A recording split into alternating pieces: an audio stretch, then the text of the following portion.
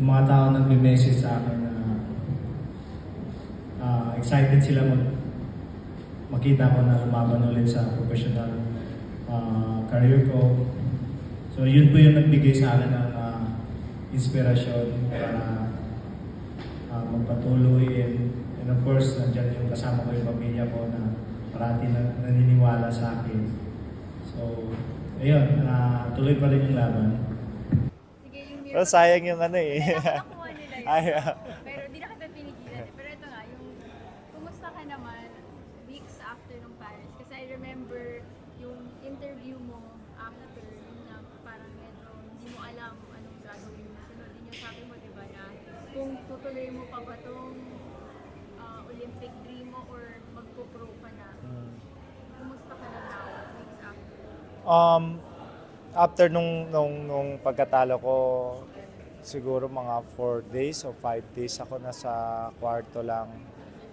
Talagang ayaw ko dinelete yung social media account ko. Ayun lang yung apps lang. Di muna ako nag-scroll sa Facebook. Tapos wala, talagang nakahiga lang ako. Iniisip ko lang kung ano yung mga gagawin ko. And then, after nun, bago ako nakapaglabas na, nakapagkain na. So yun, ang hirap at saka sobrang bigat.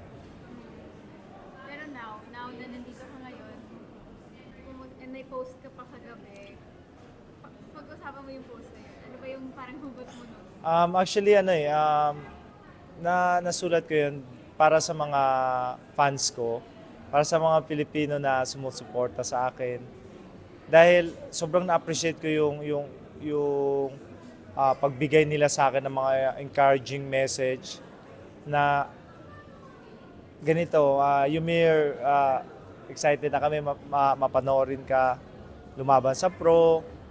Excited na kami na magkaroon ng another Filipino champion. Alam niyo yun, ang dami nagbe-message even sa mga lugar na pinupuntahan ko. Parang feel ko nanalo ako ng gold kasi para sa kanila panalo ako and excited sila sa next career ko na which is yung pro.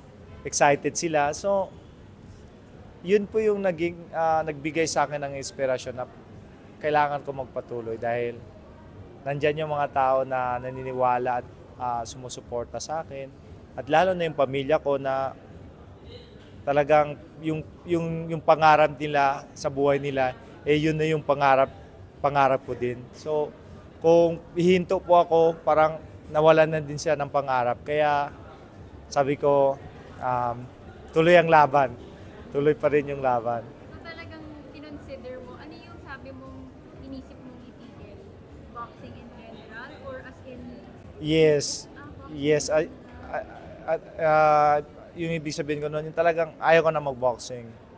Talagang, kasi nakakapagod kasi siyempre gusto ko i-share sa mga kababayan natin na after Tokyo Olympics talagang binigay ko yung time and effort ko, yung mga sakripisyo, lahat, para maging lalo pang ma-perfect ko yung skill ko, lalo akong i-improve para pagdating dito sa Paris Olympics is makuha natin yung gold, papasaya natin yung mga kababayan natin. Pero hindi yun yung naging resulta dahil sa unang laban pa lang natalo kagad ako. So, ayun, kumbaga sabi ko, paano pa ako magsimula ulit? Magsisimula naman ako doon na to improve yung skill ko, improve lahat. Ginawa ko yung 3 years pero pagdating dito, 9 minutes lang natalo kagad ako. So, mabigat po. Sobrang bigat. Ano ba yung difference kasi yung nabanggit mo kanina na yung parang kung matalo ka sa Olympics, tapos matalo ka sa pro, gaano ba ano yung difference? Yung kaibahan kasi dito is sa professional, kung matalo ka, you have another chance to win. After 3 months, pwede ka ulit lumaban. After how many months, nasa ranking ka na ulit, pwede ka na mag-world title. Pero dito sa Olympics is every 4 years lang to And kung mapapansin natin yung age ko, na 28 years old na ako, kung maghintay naman ako another 4 years, 32 na ako noon, hindi ko alam kung ano pa yung ang magiging performance ko that time. So, ayun, para akong na tinanggalan ng pangarap, tinanggalan ng yung parang yung, nawala yung pangarap ko dahil